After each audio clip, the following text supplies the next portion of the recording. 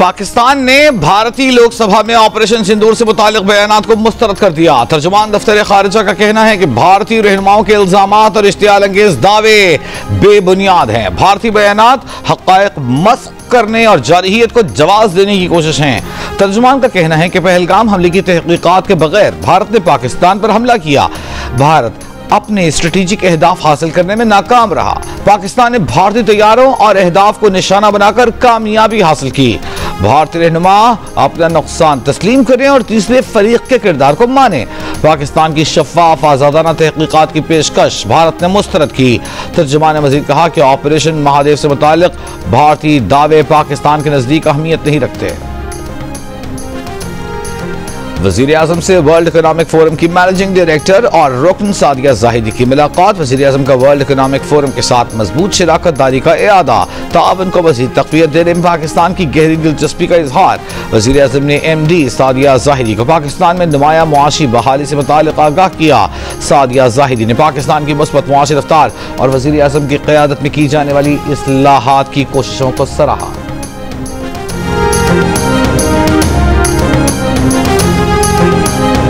State bank का अगले 2 माह के लिए शरह सूद 11% पर ही बरकरार रखने का ऐलान। गवर्नर स्टेट बैंक का कहना है कि मई और जून में महंगाई की शरह कुछ बढ़ी है। तमाम मुआशी इशारे देखकर फैसला किया गया कि शरह सूद 11% पर बरकरार रखी जाए। जमील अहमद ने कहा कि एक्सपोर्ट में इजाफा हुआ है। तरसीलात ज़र $38 अरब से जायद रहीं। गुज़िश्ता माली साल में तमाम अदायगियाँ वक्त पर की गईं।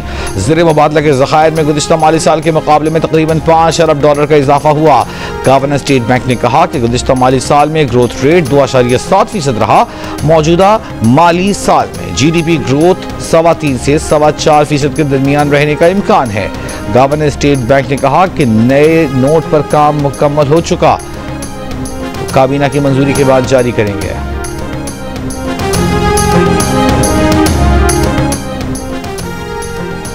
पाकिस्तान में रवा साल मुआशी शरह नमू 3.6% रहने का इम्कान। IMF ने world economic outlook update report जारी कर दी। रिपोर्ट के मुताबिक आलमी मईशत 2025 में 3 और 2026 में 3.1% से तरक्की करेगी। आलमी सतह पर महंगाई में कमी और माली हालात में बेहतरी आ रही है। मुमकिन बुलंद टैरिफ बढ़ती गैर यकीनी आलमी मईशत के लिए खतरा है। जियोपॉलिटिकल कशीदगी भी आलमी मईशत के लिए खतरा है। फील्ड मार्शल आसिम मुनीर ने कहा है कि भारत दहशतगर्द गिरोहों के जरिए हाइब्रिड जंग को फरोग दे रहा है। ये गिरोह भी मारिका हक में भारत को जिल्लत आमेज शिकस्त जैसा ही अंजाम पाएंगे। आवामी चीफ की भारत की जानिब से दहशतगर्द नासिर की सरपरस्ती की मजम्मत। नेशनल वर्कशॉप बलूचिस्तान के शुराका से मुलाकात में कहा कि दहशतगर्दी न मजहब देखती है, न फिरका देखती है, न ही नस्ल। दहशतगर्दी के खात्मे के लिए कौमी सतह पर इज्तिमाई आज़म और यकजहती नागुज़ीर है। आर्मी चीफ ने भारत की जानिब से दहशतगर्द नासिर की सरपरस्ती को बलूचिस्तान के अवाम की हुब्बुल वतनी को निशाना बनाने की नाकाम कोशिश करार दिया। IASPR के मुताबिक वर्कशॉप में अरकान parliament, civil society, civil servants और माहिरीन तालीम ने भी शिरकत की।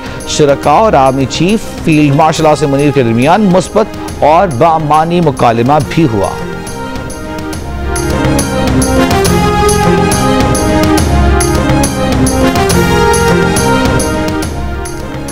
खैबर पख्तूनख्वा के मुख्तलिफ इलाकों में अगले 12 से 24 घंटों के दौरान शदीद बारिशें मुतवक्के। नशीबी इलाकों में सैलाब और पहाड़ी इलाकों में लैंड स्लाइडिंग का खतरा। गिलगित बल्तिस्तान और खैबर पख्तूनख्वा में झीलों के फटने से सैलाबी सूरत हाल का खदशा। NDMA ने सूरत हाल और मुमकिन खतरात पर अलर्ट जारी कर दिया। इस्लामाबाद, रावलपिंडी, गुजरांवाला, लाहौर, सियालकोट, खुशाब और नारोवाल में अर्बन फ्लडिंग का खदशा।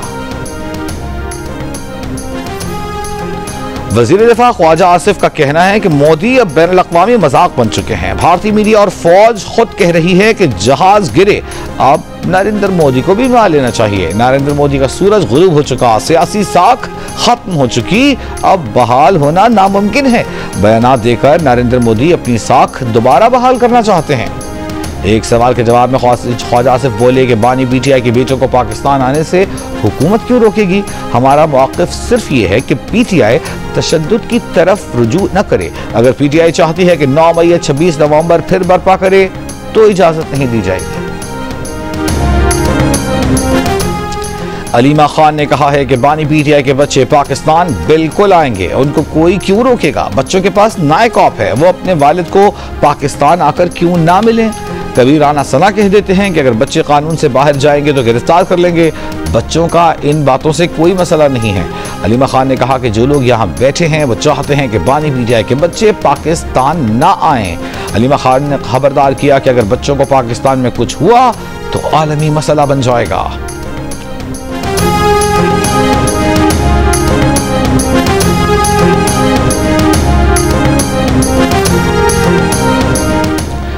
रहनुमा मुस्लिम लीग नून सेनेटर इरफान सिद्दीकी का कहना है कि मोदी की तकरीर को भारतीय ऑपोजिशन और भारतीय मीडिया ने भी झूठ का पुलंदा करार देकर मुस्तरद कर दिया। मोदी को मान लेना चाहिए कि झूठ का चायखाना ज्यादा देर तक नहीं चला करता। इरफान सिद्दीकी ने कहा कि दर्जनों नए सवालात उठाए जा रहे हैं। मोदी को मालूम हो जाना चाहिए कि मारिका हक ने सारा मंजरनामा बदल के रख दिया है। मुल्क में चीनी की कीमतों में कमी ना आ सकी। हैदराबाद में चीनी 190 से 200 रुपए फी किलो हो गई। शहरी परेशान। कराची के रिटेल बाजार में चीनी 180 से 190 रुपए फी किलो में मिल रही है। लाहौर की बेशतर दुकानों पर चीनी दस्तयाब नहीं। कोयटा में भी कीमतें कम न हो सकी। दुकानों पर 185 से 190 रुपए किलो में फरोख्त की जा रही है। पेशावर में कीमतों में कमी के बावजूद 1 किलो चीनी 180 रुपए से कम में दस्तयाब नहीं। लाहौर में डीलर्स और शुगर मिल्स मालिकान का तनाज़ा बरकरार। डीलर्स का कहना है कि शुगर मिल्स मालिकान 165 रुपए चीनी फराहम नहीं कर रहे। वज़ीर आज़म के कोऑर्डिनेटर राना एहसान अफजल का कहना है कि चीनी की कीमतों की मॉनिटरिंग हो रही है, एक आध दिन में कंट्रोल में आ जाएंगी। कहा चीनी इजाफी होगी तो बरामद ना करें तो उसका क्या किया जाए।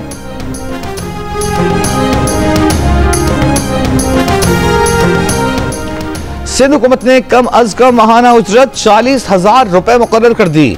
नीम हुनरमंद अफराद की कम अज कम माहाना उजरत 41,380 रुपए मुकर्रर। नोटिफिकेशन जारी। हुनरमंदों की तनख्वाह 49,628। आला हुनरमंदों की उजरत कम अज कम 51,745 रुपए मुकर्रर।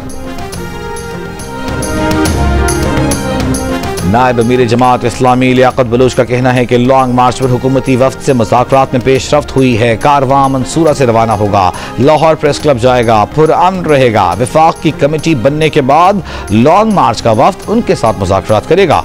मरियम औरंगजेब ने कहा कि लॉन्ग मार्च के काफिले को जो मुश्किलात पेश आई उस पर माजरत खां हैं। मुज़ाकराती कमेटी में मोहसिन नकवी, राना सना, तातार और तलाल चौधरी शामिल होंगे।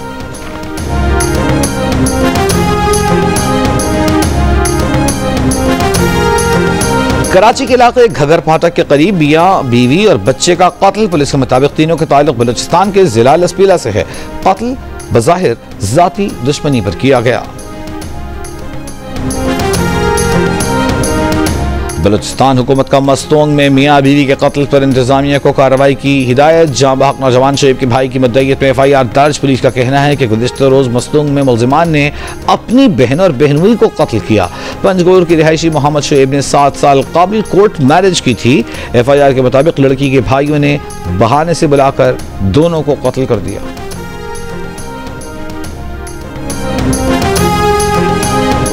रूस के मशरकी जजीरे नुमा इलाके खमचाटका में 8.8 शिद्दत के ज़लज़ले के बाद जापान, इंडोनेशिया, फिलिपाइन, अमेरिका और बहरुल काहिल के कई ममालिक के लिए सुनामी वार्निंग जारी। जापान, रूस और अमेरिका के साहिली इलाकों में लाखों अफराद को इनखला का हुक्म। अमेरिकी रियासत हवाई के साहिली इलाकों में अलर्ट और इनखला के अहकाम के बाद सुनामी का खतरा टल गया। इमरजेंसी मैनेजमेंट एजेंसी के मुताबिक हवाई की तिजारती बंदरगाहें भी खोल दी जाएंगी। और पाकिस्तान क्रिकेट टीम की वेस्ट इंडीज से मुकाबले की तैयारियां। लॉर्ड हिल फ्लोरिडा में कौमी टीम ने भरपूर ट्रेनिंग सेशन किया। कोचेस की जानिब से बैटर्स को मुख्तलिफ टारगेट्स दिए गए। पावर हिटिंग की प्रैक्टिस कराई गई। पाकिस्तान और वेस्ट इंडीज के दरमियान 3 T20 मैचेस की सीरीज का पहला मारिका जुमे की अलग सबाह शुरू होगा।